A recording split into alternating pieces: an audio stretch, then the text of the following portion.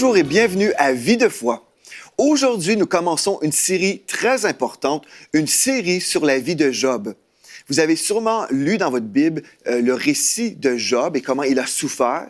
Plusieurs chrétiens, en fait, nous parlent du livre de Job, se réfèrent à lui comme étant un modèle de foi, comme étant un modèle aussi de patience. Et certainement, on peut s'inspirer en lisant le livre de Job et vraiment comprendre que nous devrions être patients et aussi ne jamais maudire Dieu. C'est une leçon certaine qu'on doit apprendre. Mais aussi, on doit comprendre une autre dimension du livre de Job. Quand nous lisons le livre de Job, nous devons comprendre que ce récit, en fait, le livre de Job a été écrit, selon les théologiens, avant tous les autres livres de la Bible. Donc, c'est le livre le plus ancien. Et on doit comprendre également que le livre de Job ne se passe pas dans le Nouveau Testament. Donc, ce récit ne concerne pas ceux qui sont aujourd'hui dans la Nouvelle Alliance.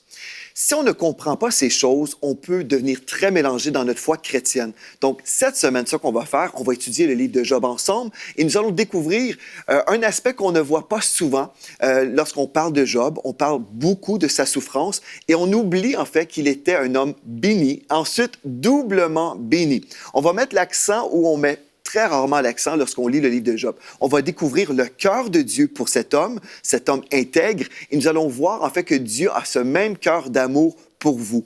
Donc aujourd'hui, si vous souffrez dans votre corps, si vous êtes peut-être découragé, déprimé, bien j'aimerais ça vous encourager aujourd'hui. Et l'Esprit de Dieu est là où vous êtes. L'Esprit de Dieu veut vous consoler. Peut-être vous êtes affligé dans votre corps et peut-être vous trouvez un certain refuge dans l'histoire de Job, pensant que Dieu vous éprouve. Bien aujourd'hui, on va faire du ménage théologique. On va faire du ménage pour comprendre vraiment qui est notre Dieu. Dans cette première émission, j'aimerais qu'on se penche simplement sur l'étude du cœur de Dieu pour vous. C'est tellement important qu'on puisse établir les bons fondements pour notre foi chrétienne, qu'on puisse savoir qui est notre Dieu. Est-ce que notre Dieu est méchant, cruel? Est-ce qu'il se réjouit de nos malheurs? Est-ce qu'il est l'auteur de nos malheurs? Aujourd'hui, on va découvrir que notre Dieu est compatissant, il est merveilleux, il est formidable. Vous savez, à l'Église, on chante parfois le chant « Mon Dieu est formidable ». Bien, je le crois de tout mon cœur et ma prière pour vous, c'est que vous allez découvrir la bonté de Dieu dans cette première émission. Ensuite, dans nos prochaines émissions, nous allons voir demain le contexte du livre de Job. On va découvrir le contexte particulier. Ensuite, on va voir dans notre troisième émission le cœur de Dieu pour Job. Ensuite, pourquoi la souffrance de Job? On ne prétend pas tout connaître sur lui ou tout connaître sur Dieu. Nous sommes des étudiants de la parole de Dieu. On veut marcher dans l'humilité. Donc, on ne connaît pas toutes choses, mais on connaît celui qui connaît toutes choses, gloire à Dieu, et son nom est Jésus. Et on va comprendre certaines choses qui nous sont révélées dans le livre de Job pour nous aider justement à avancer dans la foi avec un encadrement spirituel qui fait du sens pour nous aujourd'hui dans notre dispensation, dans notre alliance. Et finalement, dans notre dernière émission, nous allons parler de la restauration de Job. Gloire à Dieu pour cette série. Gloire à Dieu pour ce qu'il va faire dans nos vies cette semaine. J'aimerais ça prier pour nous maintenant, pour nous tous, parce que je sais que le livre de Job a été un livre souvent discuté. On a souvent pris le livre de Job pour en fait se consoler dans notre souffrance et puis on a toléré des choses que Dieu nous appelle à résister. Et je sais que comme je vais enseigner aujourd'hui et toute la semaine, je vais enseigner des choses que vous n'avez possiblement jamais entendues. Et je crois que l'Esprit de Dieu veut simplement vous délivrer des mensonges qui circulent concernant notre Dieu. Je crois qu'on a souvent assassiné le caractère de notre Dieu. Et aujourd'hui, j'aimerais ça vous inviter à prier avec moi pour qu'on puisse vraiment nous accorder aujourd'hui pour vivre un changement au niveau de nos pensées. La Bible nous dit « Soyez donc transformés par le renouvellement de l'intelligence afin de discerner la volonté de Dieu, ce qui est bon, agréable et parfait. » Donc, prions ensemble. Père éternel, je prie pour chaque frère et sœur à la maison. Ça, tu connais les personnes qui souffrent en ce moment. Tu connais également ceux qui vont très, très bien. Tu nous connais tous et tu connais même le nombre de cheveux qu'on a sur la tête. Ça, je veux te remercier parce que je crois aujourd'hui, comme nous sommes rassemblés dans les nations pour étudier ce livre, nous recevons de toi maintenant une révélation pour notre propre vie. On décide aujourd'hui qu'on tourne la page sur la tradition qui a pu nous voler. Parce que dans ta parole, Seigneur, tu dis que, en fait, la tradition annule ta parole. Et on ne veut pas marcher dans la tradition, mais on veut marcher dans la vérité. Donc, Esprit de Dieu, je prie maintenant pour un esprit de révélation sur mes frères et sur mes sœurs, maintenant, dans le nom de Jésus. Amen et Amen. Gloire à Dieu. Est-ce que vous êtes prêts maintenant à venir avec moi dans la parole de Dieu pour commencer cette étude sur le livre de Job, l'homme doublement béni? Et commençons premièrement dans le psaume 145 et au verset 8. Donc le psaume 145 et au verset 8, nous lisons: L'Éternel est plein de grâce et de compassion, lent à la colère et riche en amour. En fait, je vous ai lu dans la version Summer. Je vais reprendre ce texte-là. Donc, l'Éternel est plein de grâce, plein de faveur et de compassion, lent à la colère et riche en amour, ou dans la version Louis II, nous lisons riche en bonté.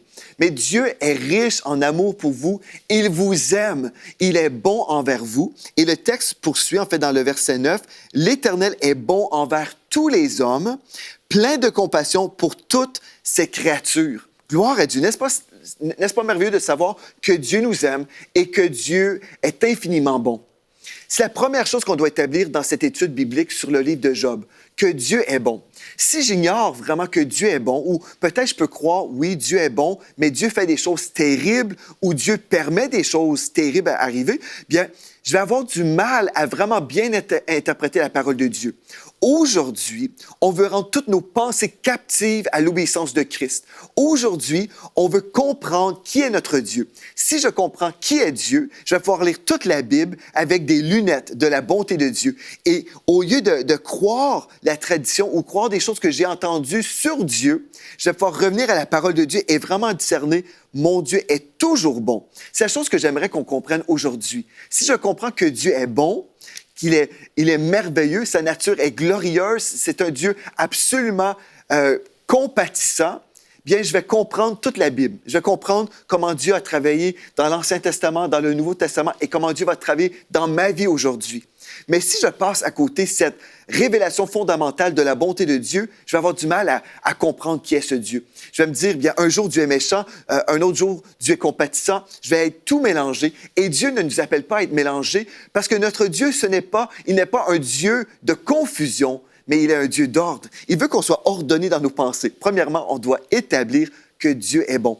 Tout comme j'ai enseigné, Mathilde et moi, nous avons enseigné à nos 2 filles que notre Dieu est bon, bien, mes filles ont compris très rapidement, au début de leur petite vie d'enfance, nos filles ont compris, en fait, que Dieu était là pour nous bâtir, que Dieu était là pour nous délivrer, Dieu était là pour nous restaurer. Mais en aucun temps, Dieu vient pour nous détruire. Dieu n'est pas l'agent de destruction. Il ne vient pas pour nous voler, nous égorger et nous détruire, mais c'est le diable qui vient faire ça. C'est le voleur qui vient nous voler. Mais Jésus est venu pour nous donner la vie et la vie en abondance. Mais comment comprendre le cœur du Père lorsque nous lisons le livre de Job? On va découvrir en fait plusieurs explications dans cette série cette semaine. Et si on revient au texte, le psaume 145 au verset 8, qui nous dit que Dieu est lent à la colère et riche en amour ou riche en bonté, en fait, c'est le mot « kesed » qui veut dire riche en grâce, en miséricorde, bienveillance, bonté, amour, attachement, faveur, affection, compassion. Bref, voilà notre Dieu. Il est merveilleux. Pouvez-vous dire un Amen à la maison? Donc, Dieu est merveilleux et je dois toujours garder ça en tête. Une autre chose qu'on doit comprendre dans le psaume 46, verset 2, donc le psaume 46 au verset 2, nous lisons: Dieu est pour nous un refuge et un appui. Dieu est pour nous un refuge et un appui, un secours qui ne manque jamais dans la détresse. Si vous croyez que Dieu est votre source de problèmes ou si Dieu est l'auteur des malheurs qui vous arrivent, bien, ça ne fait aucun sens d'aller trouver un refuge en lui, n'est-ce pas? On ne voudra pas se tourner vers Dieu si on croit que Dieu est la source de nos problèmes. Et plusieurs chrétiens, en fait, se mettent vraiment en colère contre Dieu, s'imaginant que Dieu est celui qui est en train de faire des choses terribles dans leur vie. Donc, plusieurs chrétiens sont rebelles, ils sont comme ça contre Dieu, mais pourquoi Dieu tu fais ceci contre moi? Ou pourquoi tu permets ceci? Et les chrétiens se mettent en colère. Et même, des fois, on parle de Dieu, même aux inconvertis, ceux qui ne connaissent pas Christ. Et puis, on entend des chrétiens dire des choses terribles. Donc, on fait une mauvaise publicité pour Dieu. Les gens qui ne connaissent pas Christ entendent certains chrétiens blâmer Dieu ou attribuer à Dieu les œuvres de Satan. Bref, il y a beaucoup de désordre dans le corps de Christ et aujourd'hui, gloire à Dieu, nous sommes dans les nations nous touchons aujourd'hui un potentiel de téléspectateurs, de 223 millions de téléspectateurs. Et dans le nom de Jésus, on va aujourd'hui déclarer la bonté de Dieu. Si la réputation de notre Dieu a été salie par la tradition, aujourd'hui, nous déclarons que notre Dieu est merveilleux et on va changer notre façon de voir les choses. On va changer aussi la façon qu'on parle. Amen. On va déclarer tous ensemble que Dieu est bon. Aussi, j'aimerais vous inviter avec moi dans Jérémie 29 au verset 11. Ce texte, on l'a souvent cité concernant notre destinée, mais j'aimerais souligner aujourd'hui un fait. Dans Jérémie 29, verset 11, nous lisons « Car je connais les projets que j'ai formés sur vous, dit l'Éternel, projets de paix et non de malheur, afin de vous donner un avenir et de l'espérance. » Donc, Dieu a des projets pour votre vie et la Bible est très claire, explicite, que les projets de Dieu ne sont pas des projets de malheur. Si nous lisons le livre de Job, nous découvrons beaucoup de malheurs qui arrivent dans la vie de Job. Si nous croyons que Dieu est l'auteur de ces malheurs, bien, on ne peut pas croire Jérémie 29, verset 11. Donc, on doit réconcilier, en fait, notre conception biblique de la vie de Job à la lumière de l'ensemble de la parole de Dieu. On ne peut pas simplement prendre une histoire et ensuite prendre d'autres textes de la parole de Dieu et dire, oui, je crois que Dieu est bon ici, mais parfois Dieu est méchant et cruel. On doit vraiment comprendre toute la parole de Dieu à la lumière de la bonté de Dieu. Amen. Donc, vous êtes avec moi dans cette étude biblique. Donc, les projets de Dieu sont toujours des projets de pureté. Dieu n'emprunte jamais le chemin du diable, celui du voleur, celui qui vient pour nous égorger, nous voler. Dieu est infiniment bon. Mais là, si on dit, OK, Dieu est bon, on doit comprendre également les projets de l'adversaire. Dans Jean 10, 10, un texte que je vous ai déjà cité, on va le reprendre cette fois-ci dans la version Sommaire. Donc, le voleur ne vient que pour voler, tuer et pour détruire. Moi, je suis venu afin que les brebis aient la vie et les brebis l'aient en abondance. Amen. Et dans Actes 10, 38, vous savez, si on veut comprendre le Père, on a simplement besoin de regarder au Seigneur Jésus. Le Seigneur Jésus était le reflet parfait du Père. Lorsqu'on pouvait voir le Seigneur Jésus sur la terre, lorsque les hommes ont vu Jésus agir, Jésus n'allait jamais de lieu en lieu faisant du mal aux gens. En aucun temps, on a vu le Seigneur Jésus dans la parole, on ne retrouve aucun texte où Jésus a dit, « Écoutez, je vous vois malade aujourd'hui, mais vous devez comprendre quelque chose. Dieu, en ce moment, est en train de vous rendre malade pour une raison précise. Il veut vous raffiner, il veut vous rendre plus patient, il vous envoie cette épreuve pour vous aider à découvrir son cœur. » Non, il n'y a aucune place dans la Bible où le Seigneur Jésus a déclaré des choses semblables. Non, mais la tradition a dit des choses sur Dieu.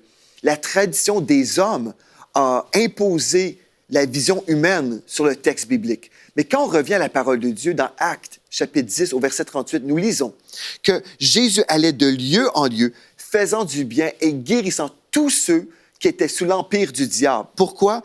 Car Dieu était avec lui. Donc, Jésus allait de lieu en lieu, faisant du bien. Et cette bonne chose qu'il faisait, en fait, se révèle par la guérison divine. Il guérissait tous ceux qui étaient sous l'empire, non de Dieu, mais du diable. Donc, Jésus a paru afin de détruire les œuvres du diable, pas pour y participer. Amen? Donc, on doit vraiment faire la part des choses et comprendre qu'il y a une source de malheur et on comprend que la source du malheur, c'est le diable. Et celui qui est bon, c'est Dieu. Les ténèbres appartiennent au diable, la lumière, c'est le royaume de Dieu. Si on peut s'accorder aujourd'hui, dire, il est vrai, notre Dieu est bon, Dieu demeure toujours dans la lumière. Dans Jacques, chapitre 1, verset 17, nous savons que Dieu est celui qui nous envoie les cadeaux, les dons parfaits qui descendent du ciel, qui viennent de Dieu. Alléluia, c'est merveilleux. Et une autre chose qu'on doit comprendre, si Jésus était le reflet du Père, bien on peut se réjouir parce qu'on se dit, si Jésus était contre la maladie dans le Nouveau Testament que nous lisons, bien il est toujours contre la maladie aujourd'hui. On comprend également que si Jésus guérissait les malades, bien, son Père était aussi en accord avec cette guérison parce que Jésus obéissait toujours à la volonté de Dieu. En aucun temps où le Seigneur Jésus aurait guéri quelqu'un en désobéissance à la volonté du Père.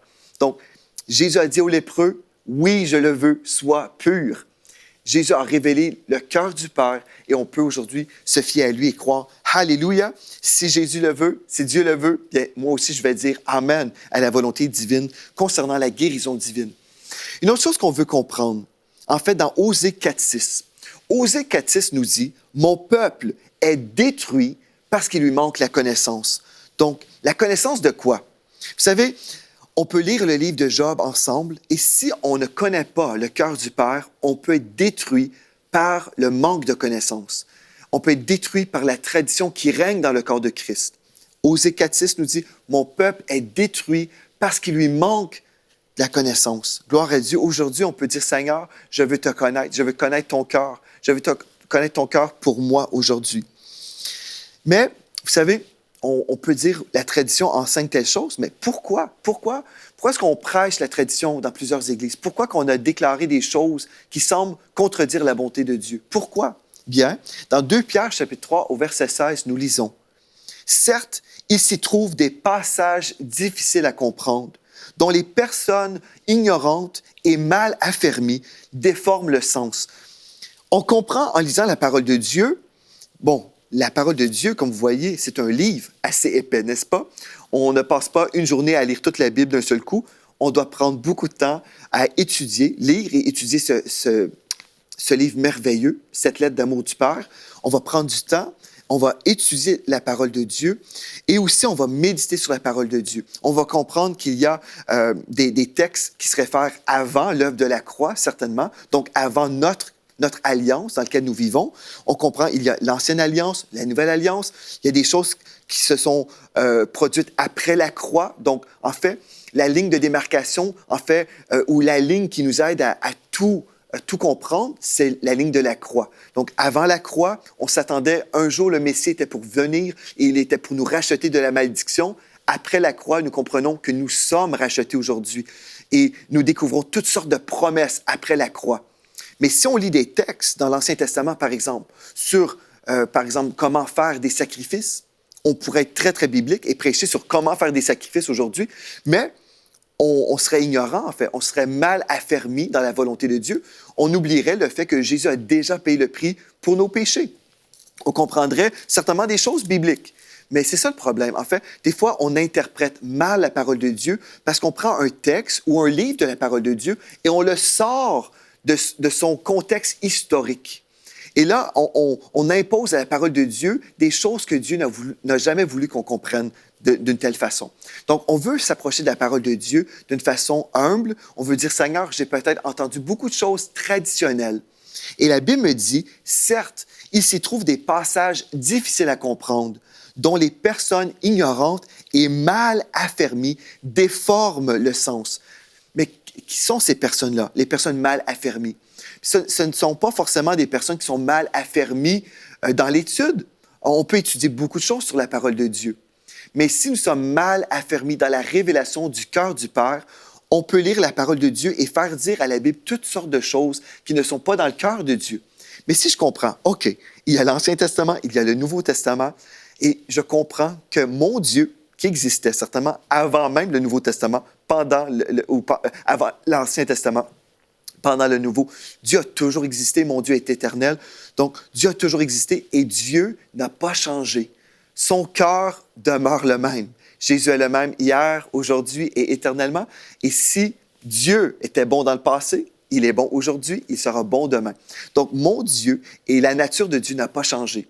Mais la façon que Dieu a travaillé dans les alliances, oui, on peut voir, il y a des façons différentes que Dieu a travaillé et on doit comprendre ces choses-là pour arriver à une bonne compréhension de la parole de Dieu, pour arriver à vraiment bien saisir ce que Dieu veut qu'on comprenne aujourd'hui. Amen. Donc, certes, il y a des passages difficiles à comprendre dont les personnes ignorantes et mal affermies déforment le sens.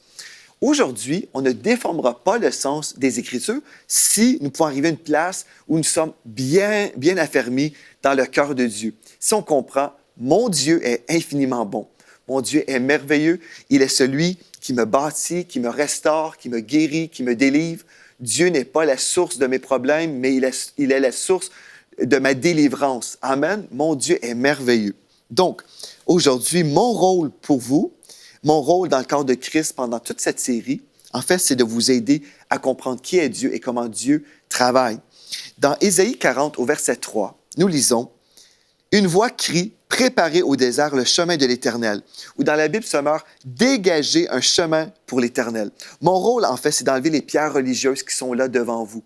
Il y a beaucoup de pierres religieuses. Vous savez, des fois, on peut prêcher à la guérison divine. Nous sommes dans une belle réunion d'église. On a loué, on a chanté, on a ressenti l'onction de Dieu dans une réunion. Ensuite, le prédicateur arrive, il prêche que Jésus sauve, Jésus guérit, baptise du Saint-Esprit. Oh, gloire à Dieu, on ressent la présence de Dieu dans le culte. Et puis, on commence à croire que peut-être aujourd'hui, je vais être guéri. Peut-être aujourd'hui, je vais recevoir ma délivrance. Je suis béni dans l'onction. J'ai le goût de vivre quelque chose dans la présence de Dieu.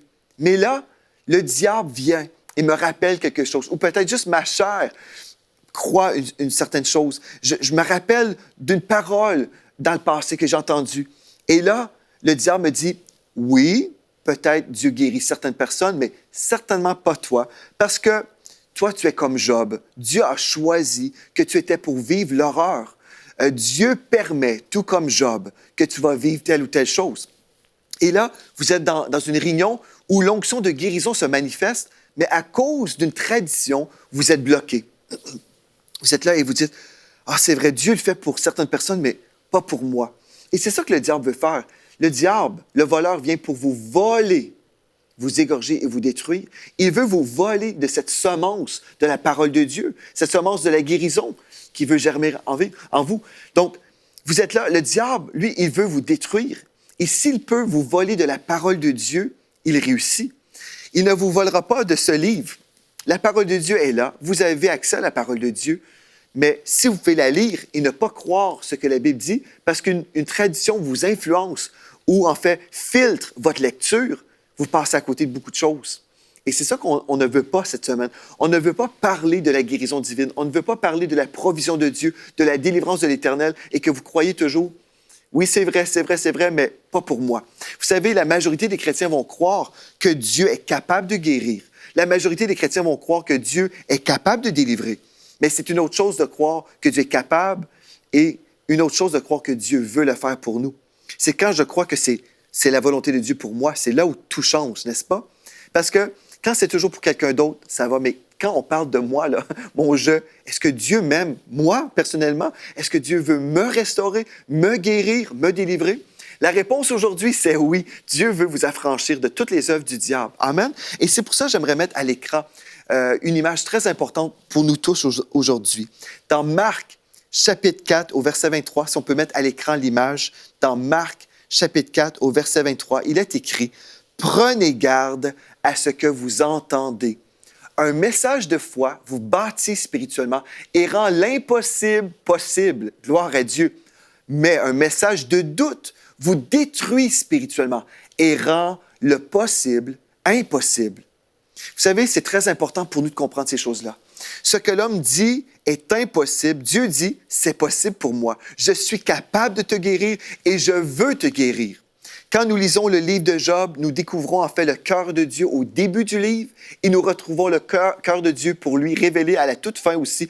Encore une fois, c'était son cœur qui soit béni. Le cœur de Dieu pour ses enfants, c'est toujours la bénédiction, jamais la malédiction.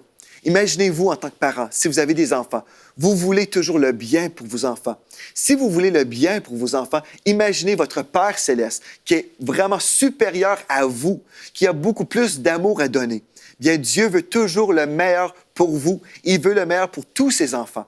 Donc, nous devons aujourd'hui être réconciliés à cette vérité. On doit être réconciliés et vraiment comprendre, non, on ne peut pas croire que Dieu est bon et que Dieu est l'auteur du mal. Non, Dieu est uniquement bon. Et si vous êtes là, vous dites, oui, mais il y a des questions que j'ai, Pasteur Joël, il y a des choses que je ne comprends pas. Là. Tu dis que Dieu est bon, et oui, je le crois, mais en lisant la Bible, je vois beaucoup de choses qui semblent contredire tout ça. Bien, c'est pour ça que nous sommes là ensemble. On va étudier ces questions importantes cette semaine. On va arriver à beaucoup de compréhension, et je crois qu'on va tourner la page sur ces questions qui nous bloquent. Gloire à Dieu. Donc, mon rôle cette semaine, c'est de préparer le chemin du Seigneur. Jean-Baptiste l'a fait, gloire à Dieu. Jésus est venu, mais peut-être Jésus est bloqué. Il veut vous aider, il veut vous restaurer, mais peut-être à cause de ces traditions, vous le bloquez dans votre vie d'une façon inconsciente. Je sais qu'il y a plusieurs chrétiens qui souffrent en ce moment. Dans Proverbe 23, verset 7, En fait, nous comprenons que nous devenons ce que nous pensons. Si je pense que je suis malade selon la volonté de Dieu, bien, je vais demeurer malade. Et je deviens aussi ce que je pense, parce que la foi vient de ce qu'on entend, et ce qu'on entend vient de la parole de Dieu. Mais si ce que j'entends, c'est la parole des hommes, la parole de la tradition, je vais en fait marcher selon la parole des hommes et pas la parole de Dieu.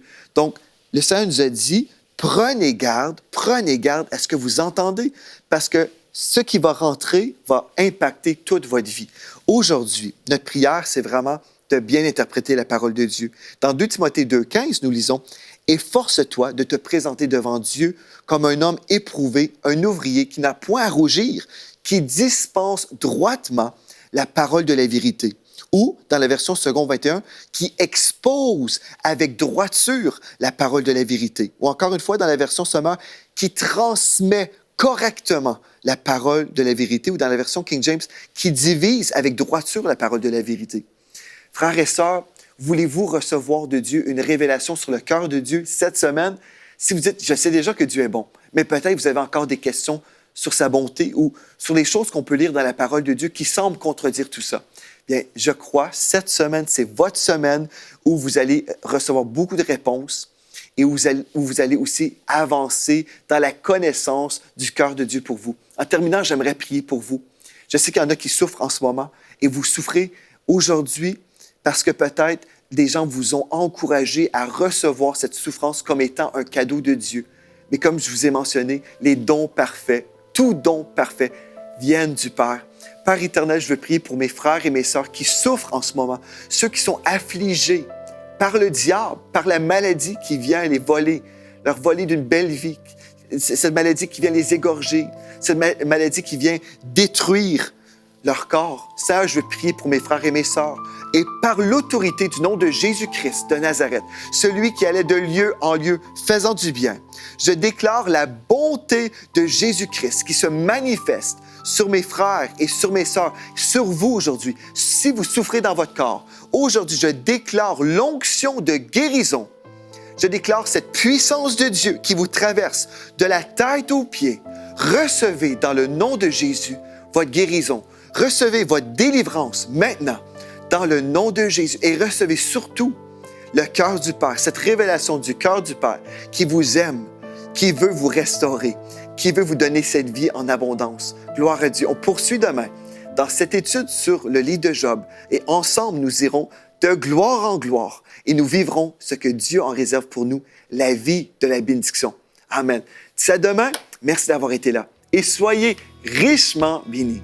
Nous entrons dans une saison de récolte glorieuse où nous croyons tous ensemble pour 8000 partenaires à 35 € par mois ou plus et ensemble nous verrons des beaux studios, des conférences EMCI partout à travers la francophonie et même EMCI Academy. Joignez-vous à nous dans notre foi et nous verrons ensemble la gloire de Dieu.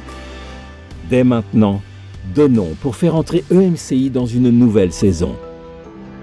Pour faire votre don, rendez-vous sur emcitv.com/8000.